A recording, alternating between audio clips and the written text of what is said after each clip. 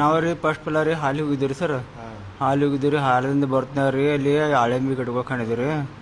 ಅಲ್ಲಿ ಹತ್ರ ತೊಗೊಂಡು ಅದು 9 ಮಂದಿ ಮನೆಗೆ ತಂದು ಎಲ್ಲರೂ ಮನ್ಯಾಗ ಹುಡುಗರ ಮಕ್ಕಳ ಎಲ್ಲರೂ ಕೂಡಿ ಅಡುಗೆ ಮಾಡಿ ತಿಂದೇವು ರೀ. ಅದರಿಂದ ಹಿಂಗೆ ತ್ರಾಸ ಆಕೈತೆ ರೀ.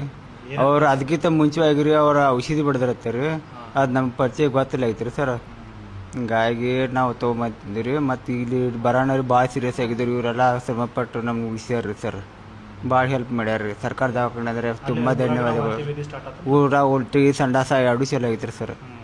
ಅಲ್ಲಿ ಮನ್ಯಾಗ ಸೀರಿಯಸ್ ಆಗಿದ್ರು ರೀ. ತಳಗೆ ನೆಲಕ್ಕೆ ಬಿದ್ದು ಎಲ್ಲರೂ ಹುಡುಗರ ಮನ್ಯಾಗ ಉಳ್ಳಾಡಕತ್ತಾರ ರೀ. ತ್ರಾಸ ಆಗೈತೆ. ಸಂಡಾಸು ಚಲೋ ಆತ್ರಿ, ಉಲ್ಟಿ ಭೀ ಚಲೋ ಆತ್ರಿ.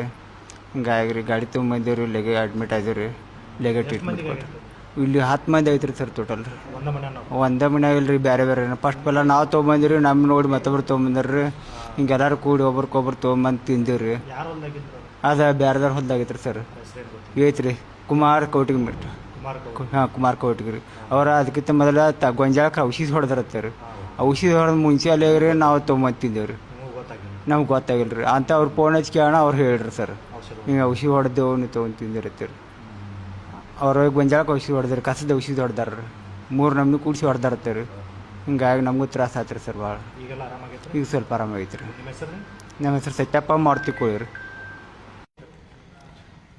ಸಾರ್ವಜನಿಕ ಆಸ್ಪತ್ರೆ ಚಿಕ್ಕೋಡಿಯಲ್ಲಿ ಉಮ್ರಾವಣಿ ಗ್ರಾಮದಿಂದ ಸುಮಾರು 9 ಜನರು ಲೋಕಲ್ ಮಶ್ರೂಮ್ ಪದಾರ್ಥವನ್ನು ಸೇವನೆ ಮಾಡೋದ್ರಿಂದ ವಾಂತಿ ಹಾಗೂ ಭೇದಿಯಿಂದ ಅವರು ಸಾರ್ವಜನಿಕ ಆಸ್ಪತ್ರೆ ಚಿಕ್ಕೋಡಿಗೆ ತಪಾಸಣೆಗೆ ಬಂದಿದ್ದರು. ಅವರು ಈಗ ಚಿಕಿತ್ಸೆಯನ್ನು ಪಡೆದು ಈಗ ಅವರ ಆರೋಗ್ಯ ಚೆನ್ನಾಗಿದೆ.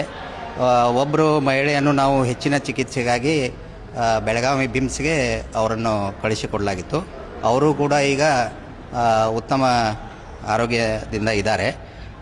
ಇಲ್ಲಿ ಸಾರ್ವಜನಿಕ ಆಸ್ಪತ್ರೆ ಚಿಕ್ಕೋಡಿ ಈಗ ಉಳಿದ 8 ಜನರು ಕೂಡ ಆರಾಮಾಗಿದ್ದಾರೆ. ಅವರನ್ನು ನಾಳೆ ಅಥವಾ ನಾಡಿದ್ದು ಅವ್ರನ್ನ ಬಿಡುಗಡೆಗೊಳಿಸ್ತೀವಿ. ಪ್ರಮುಖ ಕಾರಣ ಅಲ್ಲಿ ಲೋಕಲ್ ಮಶ್ರೂಮ್ ಪದಾರ್ಥವನ್ನು ಸೇವನೆ ಮಾಡೋದ್ರಿಂದ ಈ ಥರ ಆಗಿದ್ದು ಮೇಲ್ನೋಟಕ್ಕೆ ಕಂಡು ಬಂದಿರ್ತದೆ. ಅವರು ಪೇಷಂಟ್ಗೂ ಕೂಡ ಅದನ್ನು ಹೇಳಿದರು. ಸೊ ಈಗ ಸದ್ಯ ಅವರಿಗೆ ಚಿಕಿತ್ಸೆಯನ್ನು ಆಸ್ಪತ್ರೆಯಲ್ಲಿ ನಾವು ನೀಡ್ತಾ ಇದ್ದೀವಿ. ಅವರು ಎರಡು ಕುಟುಂಬಗಳು ಒಂದೇ ಫ್ಯಾಮಿಲಿಯಿಂದ ಇದ್ದಾರೆ.